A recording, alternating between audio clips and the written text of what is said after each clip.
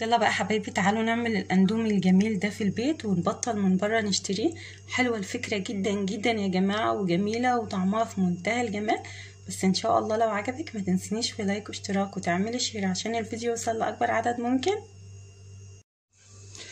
بسم الله الرحمن الرحيم، والصلاه والسلام على اشرف المرسلين. ازيكم يا حبايبي؟ عاملين ايه في الايام الصعبه اللي احنا فيها دي؟ انا هقول لكم بقى احنا عاملين ايه. عاملين اندومي، تعالوا اتعشوا معانا. النهارده هنعمل حاجه حلوه جدا للولاد، بيحبوها ودايما بيحبوا يشتروها، بس انا ما بشتريهاش لولادي خالص خالص خالص، يعني معنى كلمه خالص خالص. طبعا كلنا بنسمع انه في مشاكل كتيره بتحصل منه، فليه نتجنبها؟ بس للاسف كله بيحبها، وبالذات الزيت والتوابل اللي بتكون جايه معاها. هي المشكله مش في المكرونه، المشكله في الزيت والتوابل اللي موجودين في قلب كيس الاندومي. تمام، فاحنا هنحل المشكله دي خالص، وهنعمل الاندومي في البيت بطريقه حلوه جدا وسهله، ونفس الوقت بطعم في منتهى الجمال والروعه، ومش هتفرقيه خالص عن اللي بتشتريه من بره. تمام، بصي بقى، انت بتجيبي كيس مكرونه، تمام، اي نوع، بس يا ريت تنقي المكرونه اللي هي الرفنعه اللي خالص. تمام، نص كيلو من المكرونه. لو انت حابه تعملي كميه، مش عايزه تعملي كميه، يبقى شويه صغننين قد كده اهو وخلاص. تمام، عندنا بقى الاندومي يا جماعه مش اكتر من بهارات، بيحب بهارات وخلاص. حطي البهارات الموجوده عندك وهو مش هيقولك لا. تمام، انا عندي هنا دي مرقه دجاج، انا بعملها في البيت على ايدي، وبرضك مش بشتريها من بره. ما انا عشان مش هعمل اندومي في البيت هجيب المرقه من بره، يبقى انا كده ما عملتش اي حاجه. تمام، عندي هنا بقى كاري، عندي هنا فلفل اسمر، بابريكا، كمون، توم باودر، بهارات فراخ، ولازم بهارات فراخ عشان تديك الطعم اللي بيبقى موجود في الاندومي. وعندي بصل باودر. تمام، يبقى البهارات بتاعتنا بصل باودر، بهارات فراخ، توم باودر، كمون، بابريكا، فلفل اسمر، وكاري او كركم، الاتنين مفيش منهم اي مشكله. وهنحتاج شويه من الزيت، وهنحتاج ملح ابيض. تمام، كل اللي هنعمله الوقت ان احنا هنحط حله على النار فيها ميه بتغلي، وهنروح نحط فيها المكرونه دي. بس انا قبل ما هحط المكرونه، انت لو حابه تسلقيها طويله زي ما هي مفيش مشكله، انا هكسرها بس عشان تكون سهله على الولاد كده ويعرفوا ايه ياكلوها. اهو المنظر ده كده. تمام، اكسريها، ولو حابه تسلقيها زي ما هي مش هتقول لا بقى. تمام، يلا بقى نروح على البوتاجاز ونشوف هنعمل ايه. هنا بقى على البوتاجاز هحط ميه في نفس الوقت، ما هياش كتيره وما هياش قليله، يعني في المعقول، لان انا مش هصفي الميه دي. لو انت بقى مش عايزه يكون فيها نشا بزياده، تقدري تصفيها، تسويها نص سوا وبعدين تصفي الميه، وبعد كده ترجعي تحطي ميه تاني وترجعي تعيدي نفس الخطوات اللي احنا هنعملها. بس انا بسيبها في الميه بتاعتها. تمام، طبعا كلنا عارفين ان الاندومي بيحب الشوربه زياده، فهي الميه اهي، وانا هسلق واعمل الخطوات كلها مره واحده. اول حاجه بس هعملها في الميه، هحط المرقه بتاعتي كده، بسم الله.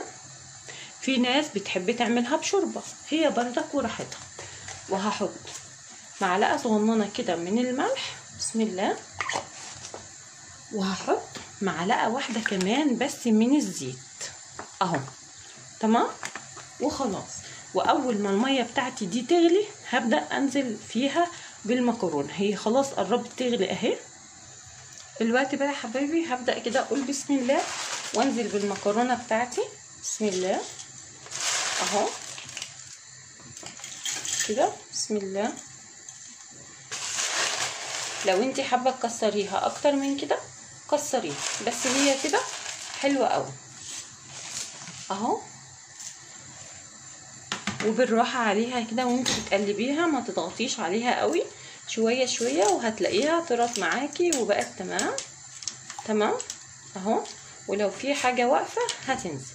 الوقت بقى انا هسيب المكرونه بتاعتي دي في الشوربه زي ما هي كده لغايه ما تستوى سوا كامل. تمام، بس برضك ما نهرهاش، يعني نخليها فيها المضغه اللي احنا ايه متعودين عليها كده.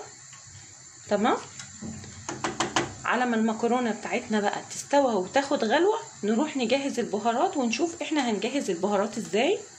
هنا بقى يا حبايبي على البوتاجاز هجيب قلايه، تمام، وهسخنها كويس بس على نار هاديه. وبعد كده هحط كل البهارات بتاعتي دي وهنديها تحميصه كده لغايه ما تشمي ريحه البهارات دي، هتفرق معاكي قوي قوي كمان. اهو الاندومي ما هو عباره الا عن بهارات يا جماعه، كل ما اي بهارات موجوده عندك في المطبخ حطيها، مفيش اي مشكله كده. بس هتقعدي تقلبي في الزيوت في البهارات دي شويه، تمام، لغايه ما تشمي ريحتها. ولو انت بتحبي الشطه تقدري تحوشي البابريكا وتحطي شطه. انا مش عايزه اقول لكم اصلا ريحه البهارات بدات تطلع وريحتها حلوه جدا جدا يعني.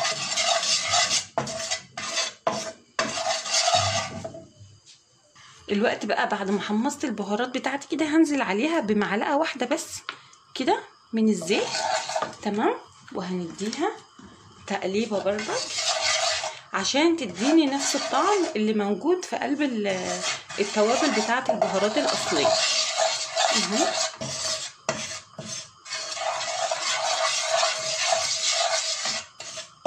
بس ده المرحله دي بتعمليها بعد ما بتشمي ريحه البهارات كده وتحسي بقى انها ايه، بقت ريحتها حلوه جدا وبقت ريحتها ماليه المكان كله.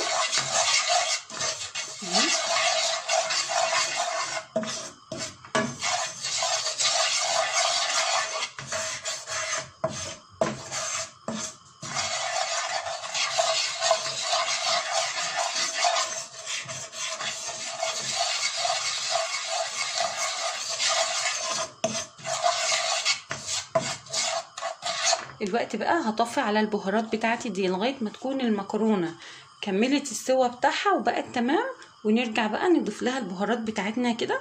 خلاص كده البهارات خلصت، نطفي عليها بقى ونستنى لغايه ما المكرونه تكون استوت تمام. الوقت بقى يا حبايبي بعد ما اتاكدت ان المكرونه بتاعتي خلاص قربت تستوى، هاخد كرنيب كده واحد بس احطه على التوابل بتاعتي دي وادوبها حلو، تمام، بالمنظر ده كده، عشان نضيفها على الاندومي بتاعنا ده، تمام. اهو كده بسم الله، واخد واحد كمان كده، تمام. ننزل بس كل البهارات والتوابل اللي موجوده هنا كده.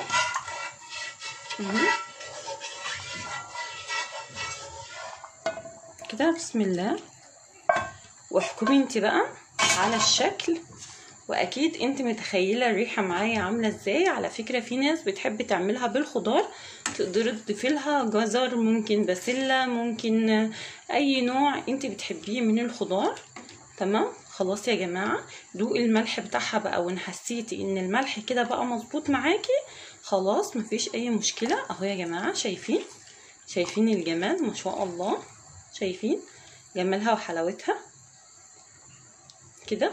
الوقت بقى يلا ناخدها ونقدمها في الاطباق بتاعتنا. دلوقتي بقى يا حبايبي في اي اطباق كده موجوده عندك بسم الله، وهنبدا بس نحط المكرونه كده الاول بسم الله. اهو شايفين يا جماعه، شايفين لون المكرونه حلو ازاي، وما تفرقهاش خالص عن اللي موجوده في الاسواق. اهو بسم الله كده. بعد كده بقى هنبدأ نضيف الشوربة بقى. هي الاندومي لازم يكون فيها كده شوية من الشوربة بسم الله. حلوة جدا يا جماعة والله، طعمها في منتهى الجمال والروعة. جربوها للولاد في البيت وبطلي بقى تشتري من بره. اهو تمام، شايفين جمالها وحلاوتها.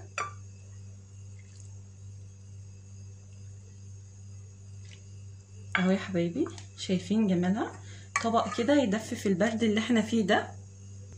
ودي شكل الاطباق بتاعتنا بقى بعد ما خلصت، ويا رب الطريقه تكون عجبتكم، وان شاء الله باذن الله لو جربتيها مش هتبطلي تعمليها. حلوه جدا جدا والله يا جماعه، وموفره وما هياش مكلفه، ومن كيس مكرونه قدرتي تعملي عشاء تكفي بيه الاسره بتاعتك كلها. يا رب بقى ان شاء الله لو جربتيها وعجبتك ما تنسيش تكتبي لي في التعليقات وتقولي لي رايك ايه. كل سنه وانتم طيبين، خلاص رمضان على الابواب، ومع السلامه، ونتقابل في وصفات تانية كتيره باذن الله.